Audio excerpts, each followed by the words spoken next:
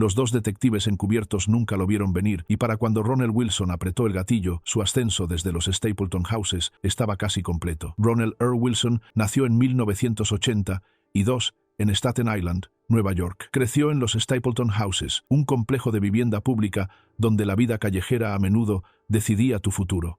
Se unió joven y con el tiempo fue ascendiendo. Los locales llamaban al grupo con el que se movía la Stapleton Crew, aunque en la corte algunos dijeron que ese nombre nunca existió realmente. En 2013, ya bajo custodia, Wilson volvió a ser noticia. Tuvo un hijo con un oficial federal, concebido durante un encuentro no autorizado en un baño del personal, pero lo que lo llevó allí comenzó una década antes, 10 de marzo de 2003. Dos detectives encubiertos de la NYPD, James Nemorin y Rodney Andrews, trabajaban en un caso de tráfico de armas. Wilson organizó un supuesto trato de armas cerca de los Stapleton Houses. Los detectives cayeron en la trampa, pero no era un trato, era una emboscada. Los llevaron a un segundo lugar en Staten Island. Allí, un miembro de la banda le entregó a Wilson un revólver calibre .44. Los fiscales dijeron que él sabía que eran oficiales. Aún así, apretó el gatillo a corta distancia. Dos detectives quedaron atrás. Su auto desapareció. La policía lo arrestó pocos días después. En el momento de su arresto, los oficiales encontraron letras de rap en su bolsillo que detallaban los tiroteos. El asesinato de los dos detectives lo convirtió en un objetivo federal de alta prioridad. Su juicio comenzó el 27 de noviembre de 2006 ante el juez Nicholas Garaufis en el Distrito Este de Nueva York. Enfrentaba múltiples cargos, incluyendo homicidio federal de primer nivel relacionado con crimen organizado, apropiación de vehículo por la fuerza que resultó en muertes, violaciones de armas, conspiración, intento de robo y otros cargos. El 20 de diciembre de 2006, el jurado lo declaró culpable de todos los cargos. El 30 de enero de 2007, recibió el castigo más severo permitido por la ley federal de esa época.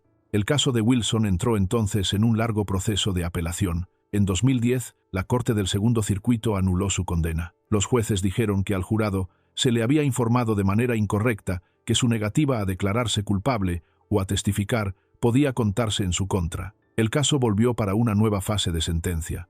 En 2013, un jurado federal diferente en Brooklyn volvió a recomendar la máxima pena. El 24 de julio de 2013, el juez Garaufis impuso nuevamente esa sentencia. En marzo de 2016, el juez Garaufis revisó nuevas pruebas sobre la capacidad mental de Wilson. Determinó que Wilson tenía discapacidades intelectuales significativas. Bajo la octava enmienda, ese hallazgo lo hacía inelegible para el castigo federal más severo. El gobierno decidió no impugnar esto. Su sentencia se cambió oficialmente a cadena perpetua sin posibilidad de libertad condicional. ¿Por qué los fiscales buscaron nuevamente la pena capital después de que se revocara? Argumentaron que el tiroteo deliberado de dos detectives encubiertos merecía el nivel más alto de justicia. ¿Cómo cambió el hallazgo de discapacidad intelectual el resultado final? Una vez que la Corte dictaminó en marzo de 2016 que Wilson tenía discapacidades intelectuales significativas, la ley federal prohibió el castigo más severo y resultó en una sentencia solo de cadena perpetua. Desde 2016, Wilson ha estado en una prisión federal de máxima seguridad en Florida. Ahora tiene 43 años y permanecerá tras las rejas de por vida, sin posibilidad de liberación. El siguiente caso comenzó como una fiesta de barrio. Terminó con un oficial baleado por la espalda. Christian Bay tenía 34 años. Vivía en Wilkinsburg, Pensilvania. En julio de 2019, asistió a una fiesta de barrio en Homewood, un vecindario del noreste de Pittsburgh. Era una noche de verano, concurrida, ruidosa y tensa. Antes de esa noche, Bay no tenía antecedentes de delitos de alto perfil. Lo que ocurrió después se desarrolló muy rápido y terminó de manera trágica. El oficial de policía de Pittsburgh, fuera de servicio, Calvin Hall, tenía 36 años entonces. Había ido a la fiesta a ver a familiares. No estaba uniformado, solo como parte de la familia. Quería ayudar si las cosas se salían de control. Tras intentar irse, regresó porque su familia lo llamó. Su primo se sentía amenazado. Hall intervino para calmar una disputa. Testigos dijeron que levantó las manos e intentó desescalar la situación. Desde atrás, alguien le disparó 3 veces en la espalda. Sobrevivió 3 días en el hospital, pero luego falleció por las heridas. Los investigadores encontraron un arma en la escena. Las pruebas balísticas coincidieron con las balas. El ADN en la pistola lo vinculó a Bay. Los fiscales usaron un software llamado TrueAL para analizar muestras de ADN mezcladas. Es una herramienta de genotipificación probabilística usada en casos complejos. Un experto afirmó que las probabilidades de que el arma fuera de Bay eran extremadamente altas. Esta evidencia llevó a cargos por homicidio en primer grado y delitos con armas. El primer juicio no terminó con un veredicto. Fue declarado nulo debido a testimonios de carácter inapropiados. Los fiscales retiraron los planes de buscar la pena capital. Cuando el caso regresó a la corte en marzo de 2023, se enfocaron en la evidencia de ADN y en imágenes de cámaras del vehículo policial. El video mostraba a Bay negando haber estado en la fiesta. Su ropa coincidía con las descripciones de los testigos. El equipo de defensa de Bay destacó muchas distracciones esa noche. Era oscuro. Había muchas personas y algunas tenían armas. Dijeron que los testigos podrían haberse equivocado. También argumentaron que la policía apresuró el caso porque uno de los suyos había sido baleado. Cuestionaron la cadena de custodia, la fiabilidad del software y la cronología de los hechos. El jurado se reunió solo un día antes de llegar a una decisión.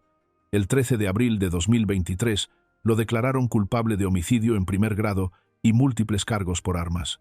El 10 de julio de 2023, el juez Kevin Sasinowski lo sentenció a cadena perpetua sin posibilidad de libertad condicional, pena obligatoria bajo la ley de Pensilvania para homicidio en primer grado.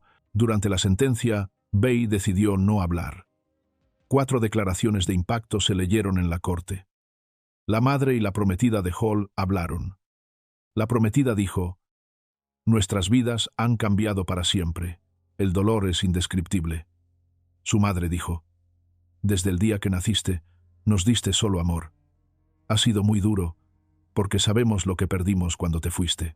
Trajo una foto de Hall en uniforme y la sostuvo mientras hablaba. Los fiscales argumentaron que Bay no sabía que Hall era oficial. Dijeron que actuó por impulso, disparando 3 veces en la espalda después de que Hall intentara ayudar. La defensa dijo que la evidencia era solo circunstancial y sugirió que alguien más en la escena pudo haber disparado.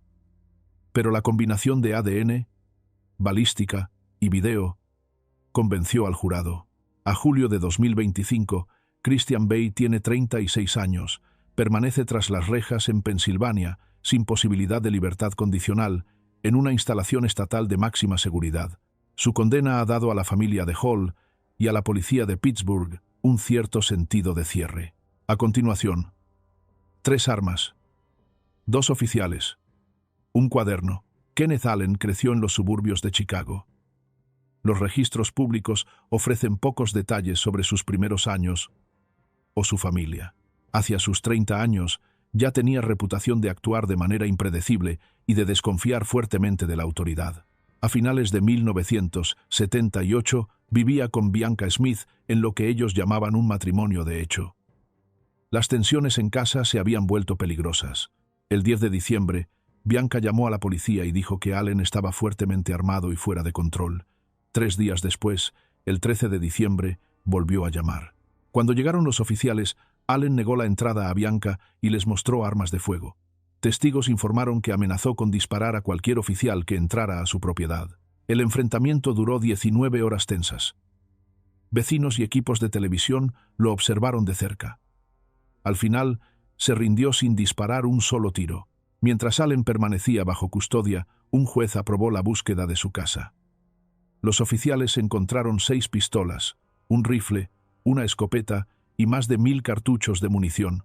Las autoridades creyeron que podría haber estado planeando algo mucho peor.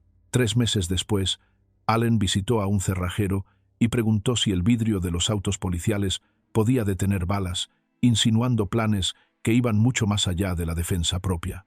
Unas horas después, estacionó su Ford marrón cerca de 2 oficiales que realizaban un control de tráfico rutinario. Desde su auto, disparó con una pistola semiautomática .45 al oficial William Bosak. Bosak recibió 3 impactos y murió de inmediato. Allen salió del vehículo y desenfundó una segunda pistola.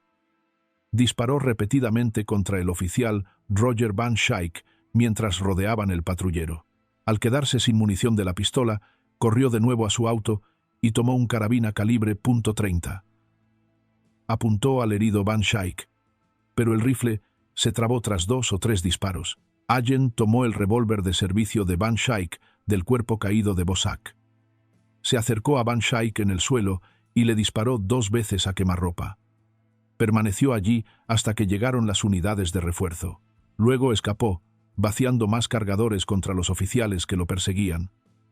Su huida terminó al chocar contra 2 patrullas y un autobús urbano. Dentro del vehículo de Allen, la policía encontró unos 250 cartuchos de munición y un cuaderno. Ese cuaderno contenía nombres, direcciones, números de teléfono y detalles de vehículos de varios oficiales e incluso del juez que había firmado la orden de registro. En la corte, Allen dijo que creía que Bosak había participado en el enfrentamiento anterior en su casa. Afirmó que estaba protestando lo que él veía como otra violación de los derechos de las personas. En realidad, ni Bosak ni Van Schaik habían estado en su casa. Su ira se convirtió en un error fatal y trágico. Allen eligió representarse a sí mismo. Admitió la responsabilidad por las 2 muertes y argumentó que sus acciones eran una protesta contra la mala conducta policial y su propio maltrato. La fiscalía demostró cómo había planeado todo cuidadosamente, comprando munición, estudiando el vidrio de los autos policiales y manteniendo ese cuaderno con posibles objetivos. El jurado estuvo de acuerdo en que actuó con planificación clara. Recibió la sentencia más severa bajo la ley de Illinois. En 2003, el gobernador de ese entonces redujo la condena a cadena perpetua sin posibilidad de liberación. Allen permanece en el Menard Correctional Center en Illinois, cumpliendo esa sentencia. Ahora, ¿cómo puede un control rutinario de un alto de tránsito terminar con un policía de motocicleta tendido en la calle? Kenneth Earl Gay nació en 1960, probablemente en California. Se sabe muy poco sobre sus primeros años.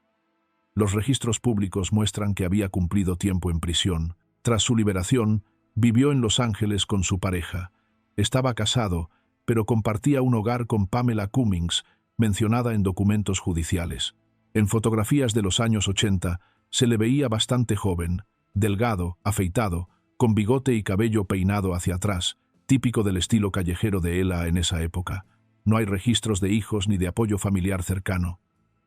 Los documentos judiciales mencionan a Pamela Cummings, pero no dan más detalles sobre su vida en casa. Los testimonios posteriores sugirieron que el hogar era inestable, con uso frecuente de sustancias y poco empleo. A principios de 1983, Gay y Raynard Cummings, junto con sus parejas, cometieron más de una docena de robos a mano armada en el Valle de San Fernando. Apuntaban a licorerías, cadenas de comida rápida y pequeños mercados, usualmente poco antes del cierre. El 2 de junio de 1983, el oficial de motocicleta Paul Berna detuvo un auto conducido por Cummings. Gay iba como pasajero. No habían respetado una señal de alto. El auto era robado y llevaban armas de fuego. Cuando Berna se acercó para revisar sus identificaciones, Cummings disparó desde dentro del auto. El oficial cayó. Gay salió, tomó la pistola y disparó 5 veces más al oficial caído, asegurándose de que Berna no sobreviviera. En un nuevo juicio en 2023, los fiscales explicaron por qué se usaron medidas tan extremas. Gay y Cummings temían ser enviados de nuevo a prisión por violaciones de libertad condicional, propiedad robada y cargos por armas. Respondieron con fuerza letal para evitar volver a la cárcel.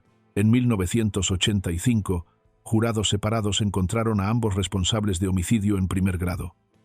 Cada jurado debatió quién disparó primero. Ambos recibieron la pena final. La sentencia de Gay citó 2 factores especiales. La víctima era un oficial y el acto se cometió para evitar un arresto legal. La pena final de Gay fue revocada 2 veces por la Corte Suprema de California. En 1988, los jueces determinaron que su abogado no había presentado pruebas clave y luego fue inhabilitado. Tras un nuevo juicio de fase de pena en 2000, esa sentencia también fue anulada.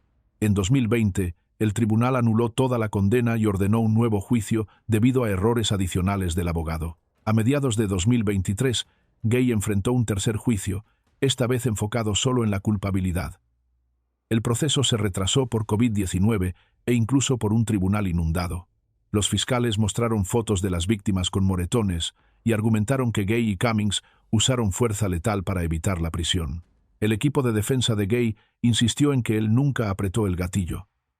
Raynard Cummings testificó que Gay no disparó ningún tiro. La abogada Monica Zellen calificó de absolutamente ridículo sugerir que Gay actuó primero. También criticó a los abogados anteriores por no presentar evidencia atenuante. Tras 2 semanas, el jurado nuevamente responsabilizó a Gay por homicidio en primer grado con los 2 factores especiales. Esta vez, el fiscal decidió no solicitar la pena final. El juez Hayden Zaki sentenció a Gay a cadena perpetua sin posibilidad de liberación. Se convirtió en su tercer término de cadena perpetua por el mismo incidente. El 27 de noviembre de 2023, Gay permaneció en silencio durante su audiencia final. Su expresión permaneció inexpresiva. La viuda del oficial Berna, Sandy Jackson, habló por la familia. Fuiste un cobarde entonces y sigues siendo un cobarde hoy. Ahora, ¿por qué el siguiente individuo se sumió en el caos y quién pagó el precio? Stephen Shang tenía 47 años y vivía en Kentucky. Tenía antecedentes penales por delitos graves y había sido sorprendido con un arma de fuego. Se sabe muy poco sobre su infancia o su familia. Lo que sí está claro es que tenía un historial de conducta ilegal, cargos por armas y encuentros cada vez más violentos que culminaron el 22 de mayo de 2023. Ese día, cerca de Georgetown, Kentucky, el ayudante Caleb Conley detuvo el vehículo de Shang en la Interestatal 75. Al acercarse, Shang bajó la ventana y disparó. El ayudante no sobrevivió. Conley había servido 4 años en la oficina del sheriff del condado de Scott y 8 años en el ejército de los Estados Unidos. Tenía 35 años, estaba casado y tenía 2 hijos pequeños. Después, Shang huyó, irrumpió en una casa cercana y mantuvo al residente bajo amenaza con un arma. Robó una camioneta y se dirigió a Lexington. En un bar llamado Rose and Jim's, disparó a un hombre llamado David DiLeonardo. DiLeonardo sobrevivió, pero necesitó 4 cirugías y pasó 4 meses en el hospital. No ha surgido un motivo claro. Algunos creen que entró en pánico y temía ser capturado. Sus acciones rápidas y violentas sugieren que estaba decidido a escapar a cualquier costo. La policía lo identificó rápidamente. Un detective comparó imágenes de la detención en la autopista y de redes sociales, vinculándolo además con un robo reciente en el condado de Kenton. Fue arrestado al día siguiente en Lexington. Enfrentó 14 cargos por delitos graves en 3 condados, incluyendo homicidio de un oficial de la ley, entrada ilegal, mantener a una persona bajo amenaza con un arma, robo de vehículos, posesión de arma por alguien con antecedentes, huir de la policía, poner en peligro imprudentemente a otros y más. El 28 de enero de 2025, en el Tribunal del Circuito del Condado de Scott, se declaró culpable por la muerte del ayudante y actos relacionados. Renunció a varios cargos menores. Renunció a su derecho a una audiencia formal de sentencia y no se presentó en la corte. El juez lo sentenció a cadena perpetua sin posibilidad de liberación, más 70 años adicionales por otros cargos. El fiscal general de Kentucky dijo que este resultado envía un mensaje claro: quien acabe con la vida de un oficial enfrentará la pena más severa. En la corte, las emociones fueron intensas. La esposa del ayudante Conley, Rachel, habló entre lágrimas. Mi esposo nunca tuvo una oportunidad justa de defenderse. Señaló que él tenía solo 35 años, mientras que Shang cumplirá cada día de su condena. La madre de Conley, Jolene, le dijo al acusado que no vio remordimiento en sus ojos, solo ira. Los registros del centro de detención del condado de Bourbon muestran un peligro constante. Mientras esperaba sentencia, Shang atacó a otros detenidos con un palo de escoba, rompió un televisor y golpeó las paredes.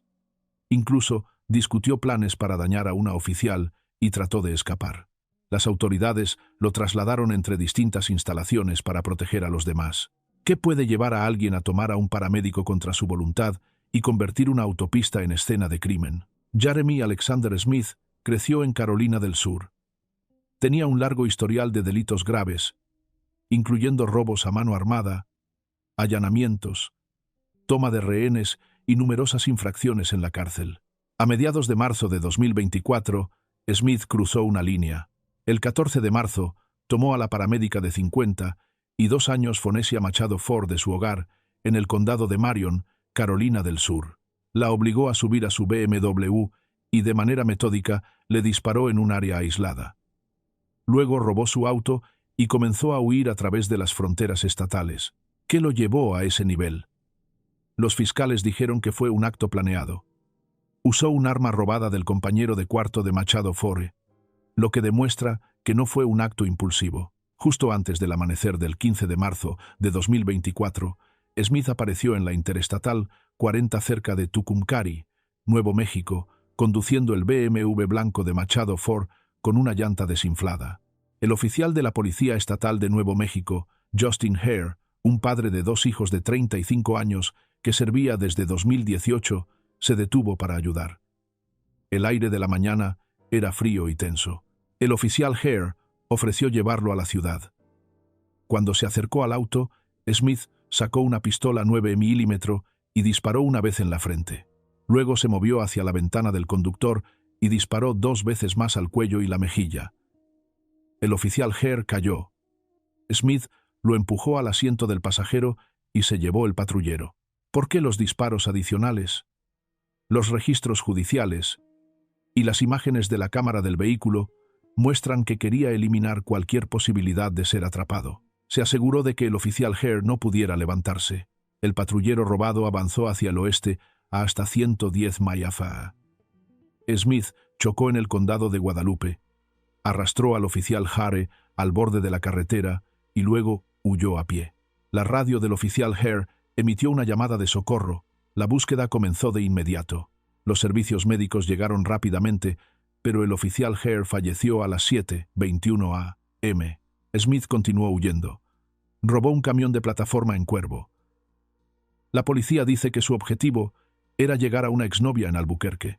El 17 de marzo, empleados de una estación de servicio reconocieron su nombre en boletines y alertaron a la policía. Siguió una persecución y hubo intercambio de disparos. Smith dejó caer su arma y fue arrestado.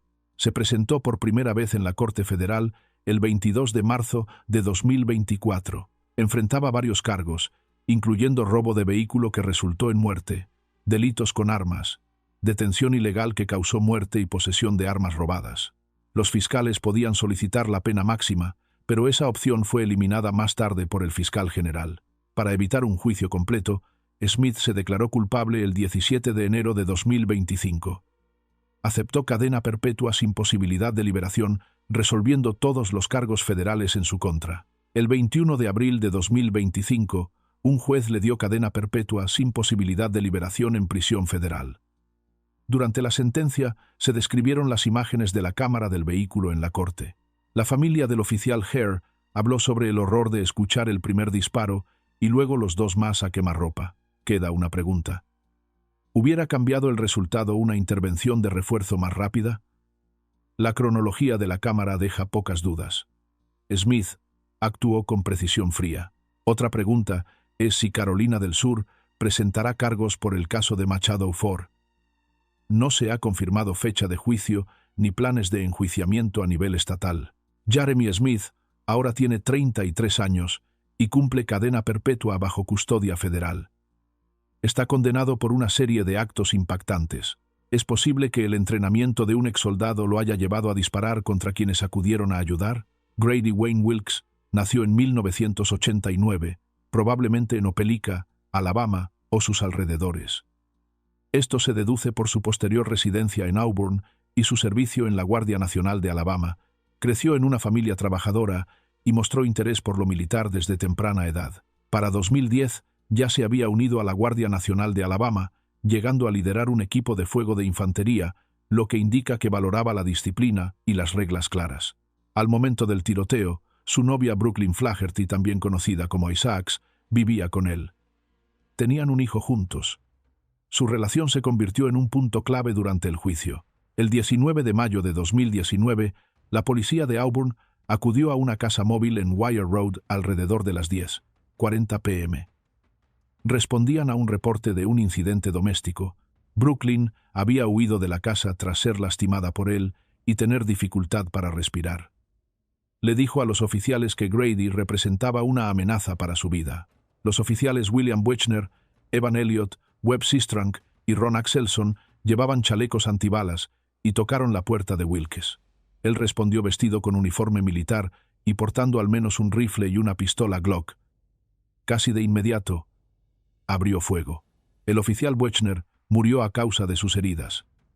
Sistrunk y Elliott resultaron heridos, pero sobrevivieron. Axelson fue disparado, pero no sufrió daños. Wilkes huyó, pero fue arrestado la mañana siguiente, a menos de 1 milla de distancia. ¿Qué detonó el tiroteo? ¿Fue planeado o producto de un quiebre en su estado mental? Los fiscales dijeron que Wilkes se posicionó como un soldado y disparó a propósito contra todos los oficiales en el porche.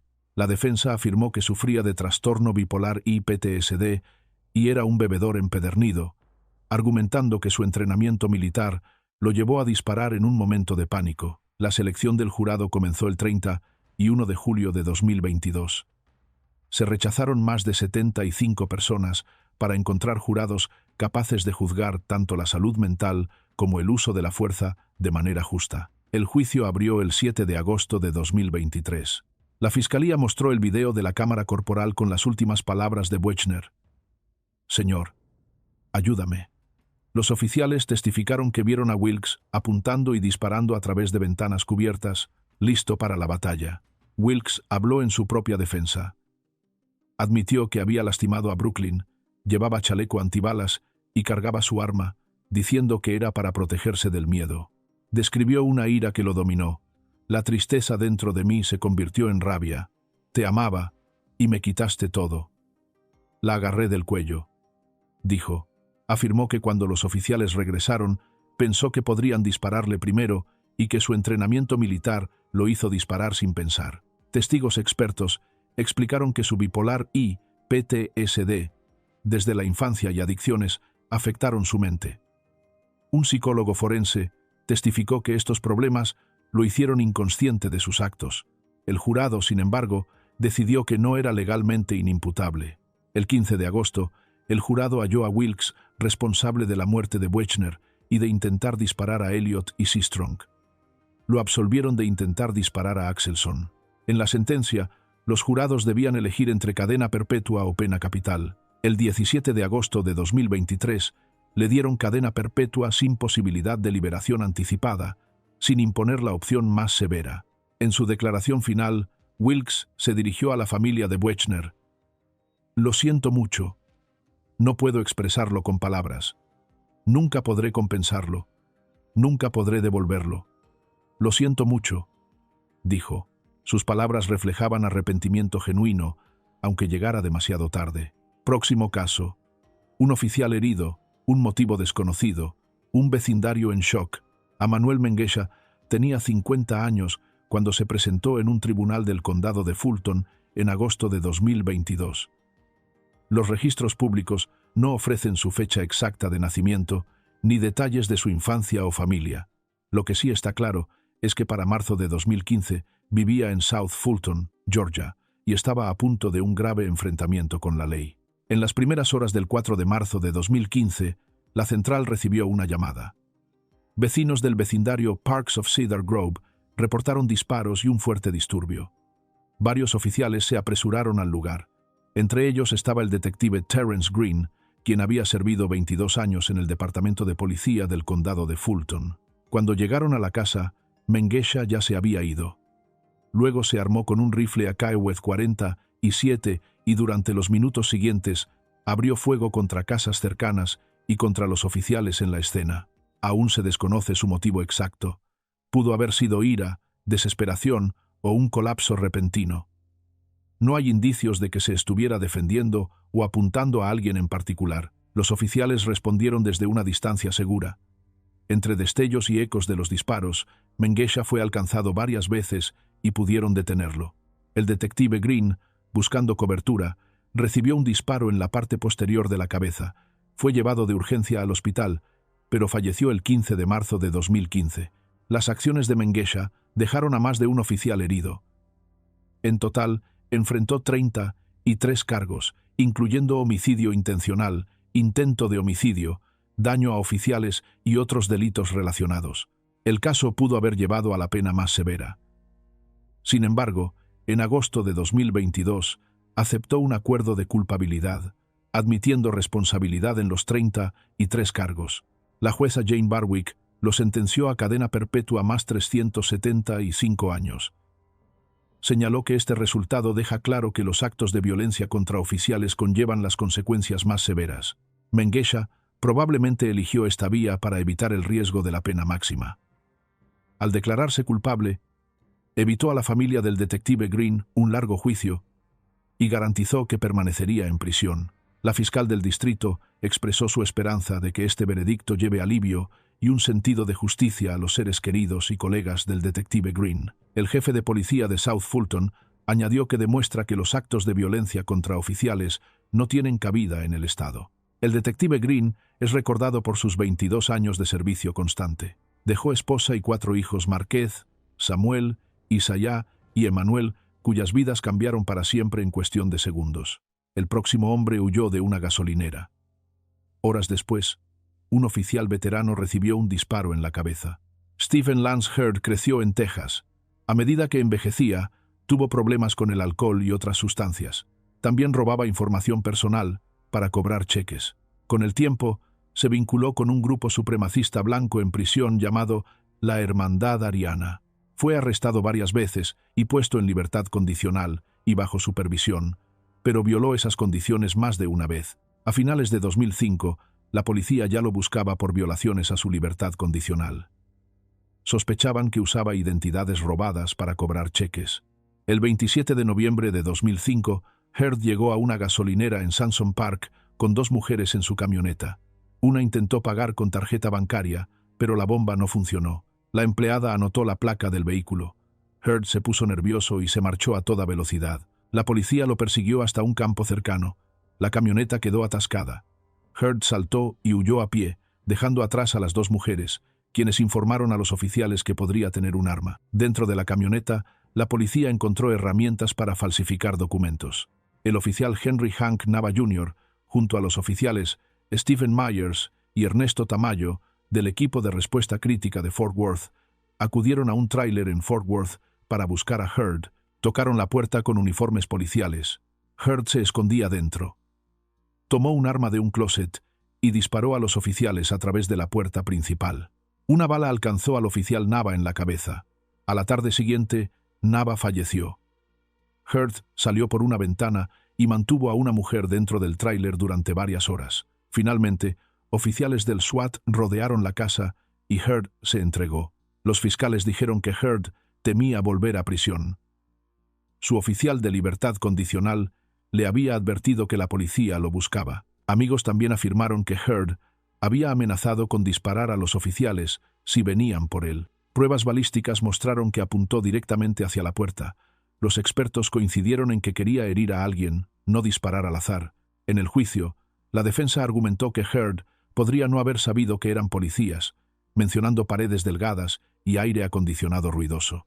Sin embargo, vecinos afirmaron que los oficiales llegaron en autos sin distintivos, pero mostraron sus placas y gritaron «Policía» antes de entrar. Heard fue juzgado por homicidio en primer grado. Los fiscales presentaron una cronología mostrando que robó identidades, huyó de la policía, amenazó a oficiales y disparó incluso después de que lo llamaran a rendirse. Tras unas 4 horas de deliberación, el jurado lo declaró culpable. En noviembre de 2007, fue sentenciado a cadena perpetua sin posibilidad de libertad condicional, debido a que mostró falta de remordimiento y lealtad a la Hermandad Ariana. A principios de 2021, se informó que Heard falleció en un hospital penitenciario de Texas, a los 59 años aproximadamente.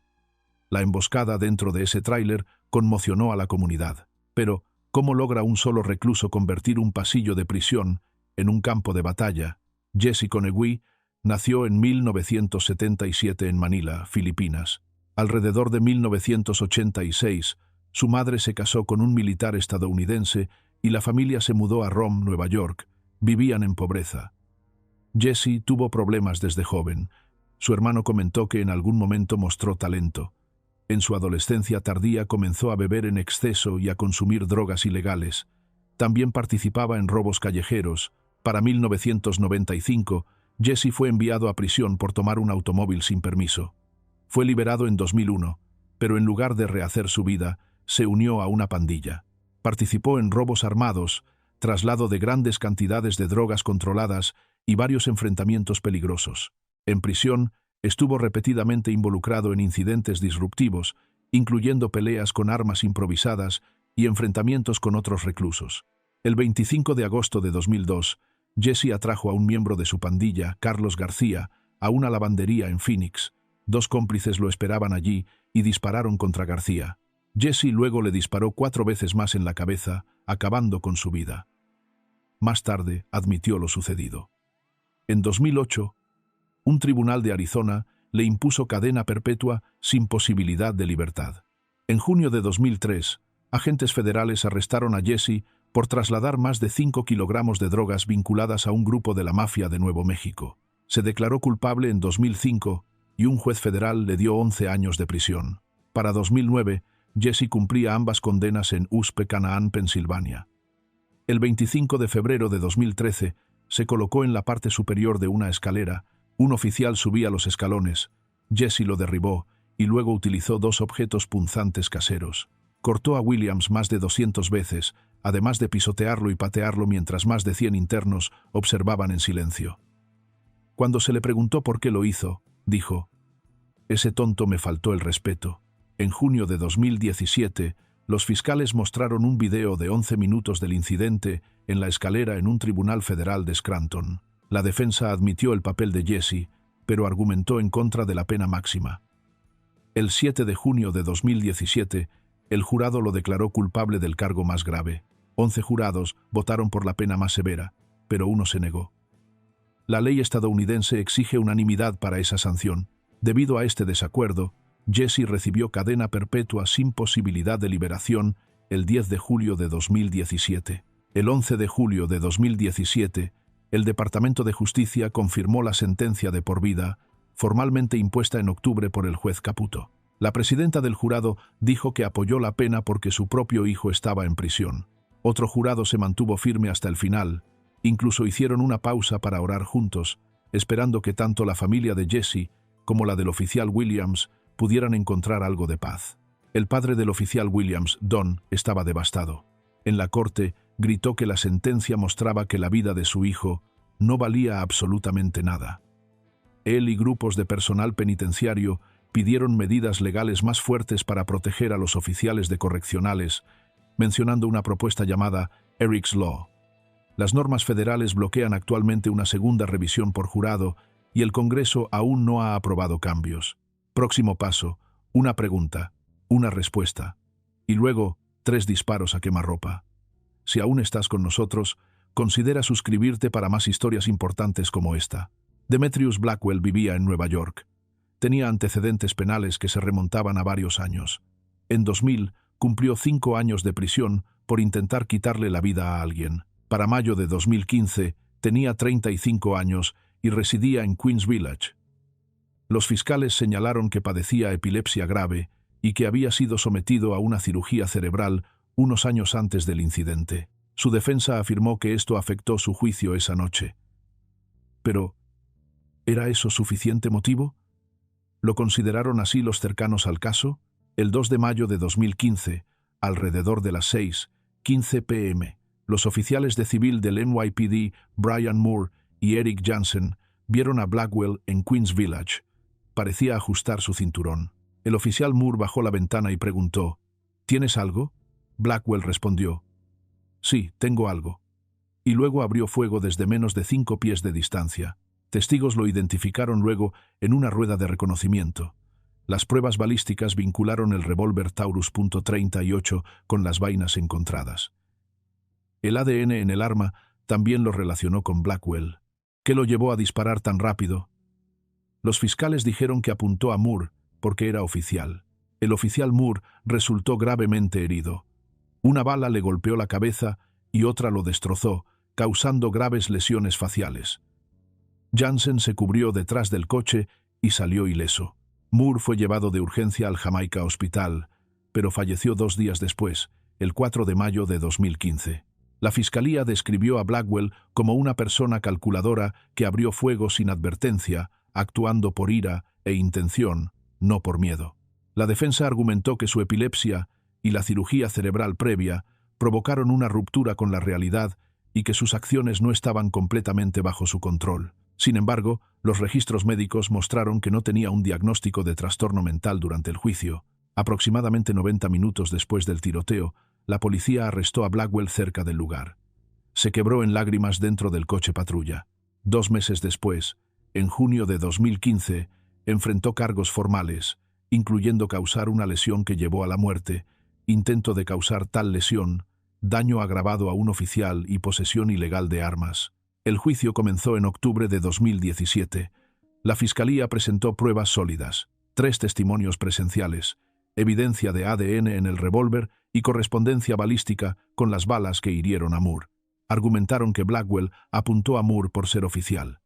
La defensa admitió el tiroteo, pero enfatizó la epilepsia de Blackwell y posibles desmayos antes del evento. El jurado no aceptó la defensa. El 9 de noviembre de 2017 lo declaró culpable de todos los cargos tras 2 horas de deliberación. El 19 de diciembre de 2017, el juez Gregory Lassac del Tribunal Supremo de Queens le impuso cadena perpetua sin posibilidad de libertad. Le dijo: «Nunca volverás a respirar aire fresco afuera». Lo calificó como peligroso y cobarde.